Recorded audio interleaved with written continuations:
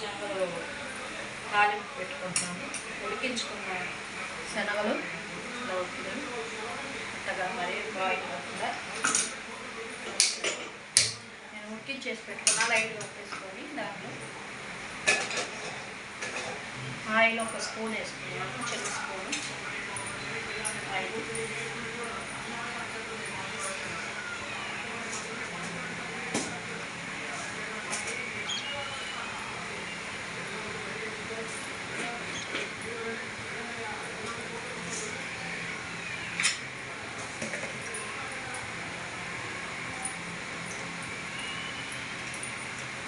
Oil వేడవుతుంది.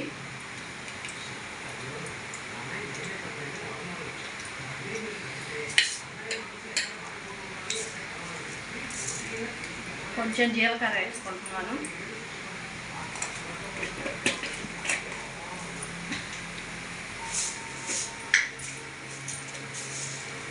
కొన్ని ఆవాలు వేసుకుంటున్నాను.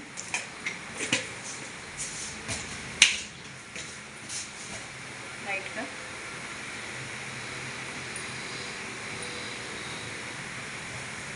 కరివేపాకు పెద్దగా ఉందని కొంచెం తక్కువగా ఉంటాయి.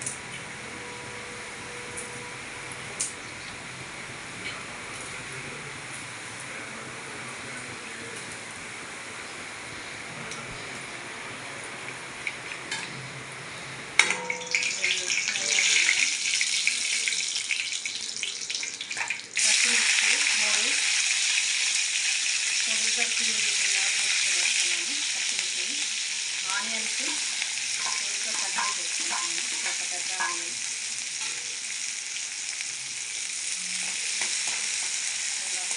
మరి ఇది బాగా ఫ్రై అవ్వట్లేదండి. కొంచెం పచ్చిగా ఉంటేనే బాగుంటుంది. తినేటప్పుడు తగులుతూ ఉంటాయి. మరీ గట్టిగా చెప్పడానికి ఇది ఆయిల్ వేసానండి. ఆనియన్స్ ఇవి బాగా పచ్చిగా కాకుండా మరి ఎక్కువ వేపకుండా కొంచెం పచ్చిగా ఉన్నట్టుగా కొంచెం ఆయిల్లో మగ్గనిస్తాను. కరివేపాకు కూడా వేసుకుంటున్నాను.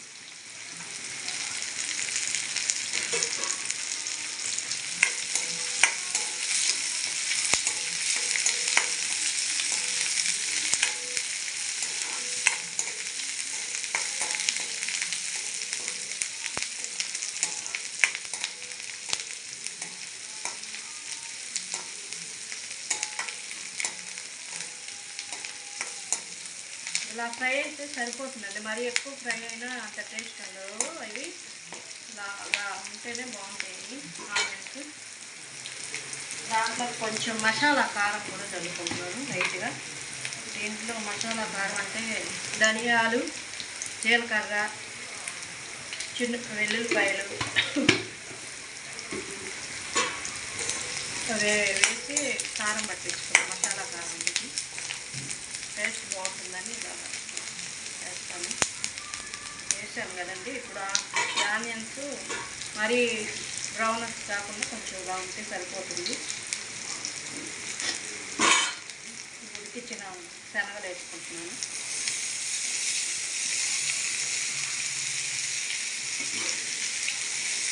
ఒక 2 minutes అటు ఇటు కలిపితే బాగుంటుంది. అంతా మసాలా అంతా ఇది పడుతుంది. సాల్ట్ ఉడికించుకునేటప్పుడు వేసుకున్నాను. ఇప్పుడు అవసరం లేదు. ఇంకా మనం వేసిన కారంలో కూడా కొంచెం ఉప్పు ఉంటుంది, సరిపోతుంది. ఇప్పుడు సాల్ట్ అవసరం లేదు.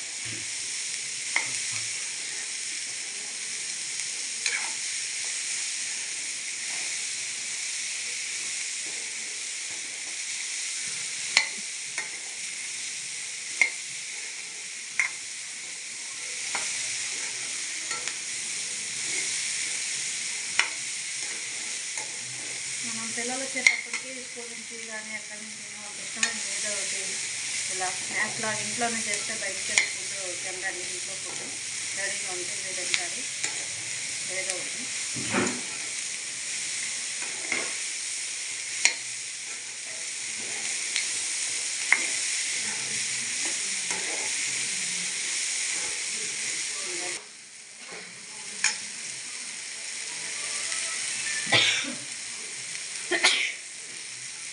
అయిపోయిందండి. Stove off చేసేస్తున్నా.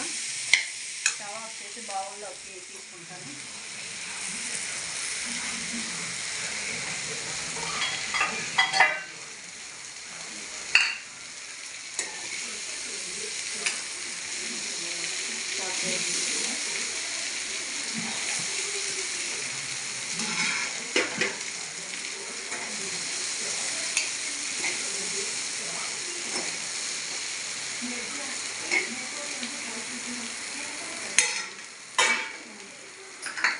ఇలా బౌల్లో పెట్టేసుకొని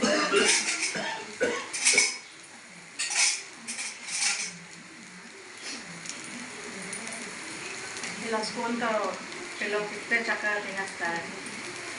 వాళ్ళకి ఇదే నా రెసిపీ.